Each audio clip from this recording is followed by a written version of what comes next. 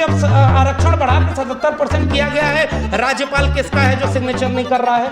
छत्तीसगढ़ में जब आरक्षण SC ST OBC तीनों का बढ़ाया गया तो आरक्षण का विरोध कौन कर रहा है? किसने ये विरोध किया कि बड़ जात बतियौला से या छोट जात लतियौला से इस देश में गाली किसने बनाई कि अहिर गड़विया कुर्मी चोर धर सारे का टंगरी तोड़? ये किसने गाली बनाई? किसी मुसलमान ने बनाई क्या? किसी दलित ने बनाई क्या? किसी आदिवासी ने बनाई क्या? और इस देश में गाली किसने बनाई कि अहिर गड़विया कुर्मी चोर धर सारे का टंगरी तोड़? ये किसने गाली बनाई? किसी मुसलमान ने बनाई क्या? किसी दलित ने बनाई क्या? किसी आदिवासी ने बनाई क्या?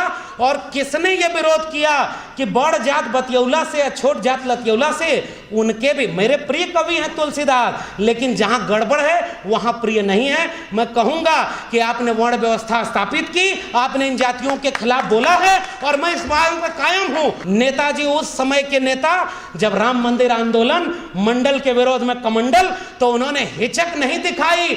संविधान पर जो खतरा बनकर आए थे उन तमाम आतताइयों पर गोली चलवाई थी, इसलिए हम उनकी विरासत को याद करते हैं। और लालू जी, उन्होंने उस आतताई दंगाई रथ को रोका। जनगणना के विरोध में कौन आया? झारखंड में जब आरक्षण बढ़ाकर 77% किया गया है, राज्यपाल किसका है जो सिग्नेचर नहीं कर रहा है? छत्तीसगढ़ में जब आरक्षण SC ST OBC तीनों का बढ़ाया गया तो आरक्षण का विरोध कौन कर रहा है? यहां आएंगे तो कहेंगे मैं OBC मां का बेटा हूं, मैं फकीर आदमी हूं। और आपके आरक्षण का विरोध ये सारे वही लोग कर रहे हैं जो आपको हिंदू बनाने आते हैं। ये आपके आरक्षण के विरोधी हैं। और इसलिए मैं कह रहा हूं, ये बजरंग दल, विश्व हिंदू परिषद, युवा वाहिनी और ये सारे लोग पूरे देश में गालियां दें, एक मुकदमा नहीं होगा। और इस मुल्क में स्वामी प्रसाद मौर्य और शिक्षा मंत्री बिहार चंद्रशेखर पर मुकदमा होगा, जो बोलेगा उस पर मुकदमा होगा। तो भाइयों एक बात सुनो, डॉक्टर राम मनोहर लोहिया, भारत आजाद हुआ तो लोग सत्ता में बैठे और राम मनोहर लोहिया नहर रेट आंदोलन के लिए सड़क पर लाठी खा रहे थे। उन नायकों को आपने तस्वीर में लगाया है। केस मुकदमा ये आपसे कभी आपकी आवाज नहीं रोक पाएगा। कबीर, ज्योतिबा फुले, शाहू जी महाराज, डॉक्टर भीमराव अंबेडकर, डॉक्टर राम मनोहर लोहिया, मंडल कांशीराम, ये मुकदमे और जेल से डर गए होते तो आज हम उनको याद नहीं कर रहे होते। आपको आखिरी बात, केवल गुजारिश, नकारात्मकता तो देखिए बहुत है। मैं भी चाहता तो यहाँ आपको बहुत सारी कमियां गिना देता कि OBC में ये कमियां हैं। अरे बहुत कमियां हैं, फिर भी गुंजाइश इतनी है कि अगर न्यूनतम सहमति पर भी बृहत्तम एका बना लेंगे, ये मुल्क अपने आप बचा लेंगे। इसलिए कमियों की बात मैं नहीं कर रहा। और वसीम बरेलवी का शेर पढ़ के जा रहा हूं, उसी को जीने का हक है जो इस जमाने में इधर का दिखता रहे और उधर का हो जाए। ऐसे लोगों को पहचानिएगा जो लिबास आपकी जाति का पहनकर आएंगे, आपकी OBC का पहनकर आएंगे, आपके दलित का पहनकर आएंगे। पसमानदा, और बीजेपी चिंता कर रही है पसमानदा की। एक तरफ लिंचिंग, एक तरफ मस्जिद पर हमला और दूसरी तरफ पसमानदा को हक। एक तरफ सारे सरकारी संपत्ति बेच दो। जाति जनगणना की मांग इतनी ताकतवर हो गई कि जनगणना ही नहीं करा रहे। अरे ये डरपोक लोग हैं, थोड़ी हिम्मत और बढ़ाइए, सारी मांग आपके मान लेंगे। इसलिए पहचानिए, कुल्हाड़ी में लगी लकड़ियों की वजह से जंगल की लकड़ियों को समझाया जाएगा कि ये कुल्हाड़ी में लकड़ी तुम्हारी जाति की तो है, अहिर कुर्मी कोयरी। मैं आपको कहने आया हूं। और जाते जाते कुल्हाड़ी की व लकड़ी की पहचान को अपनी पहचान से जोड़ेंगे। उत्तर प्रदेश, अभी अतुल भाई बोलेंगे तो समझ में आएगा।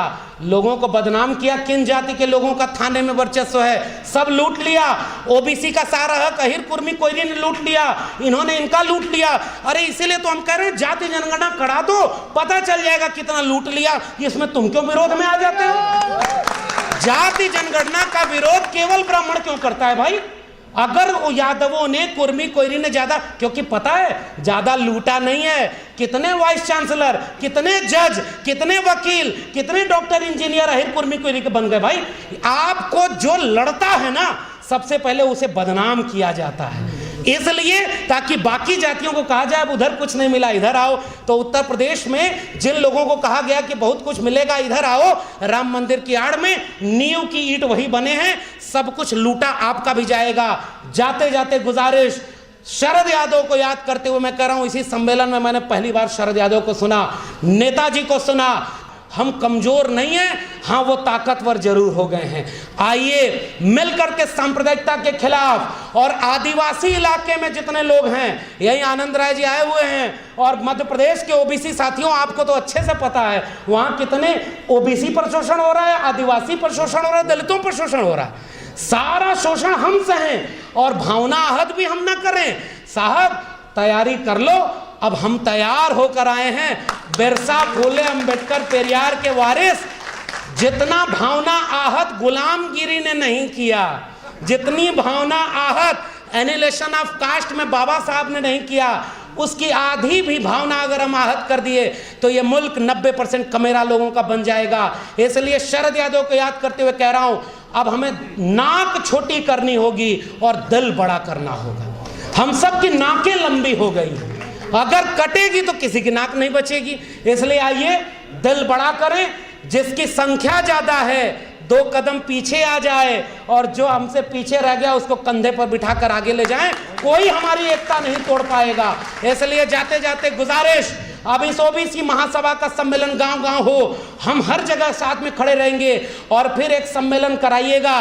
ओबीसी महासभा, आदिवासी संगठन और दलित संगठनों को मिलाकर कराइएगा। 90% लोगों का संगठन, मिलकर लड़ेंगे, मिलकर बचाएंगे। ये मुल्क हमारे पुरखों ने बनाया, हम उसे बचाएंगे ताकि आने वाली पीढ़ियां हमें नालायक न समझें। आपने मुझे बोलने का मौका दिया, बहुत बहुत धन्यवाद, शुक्रिया।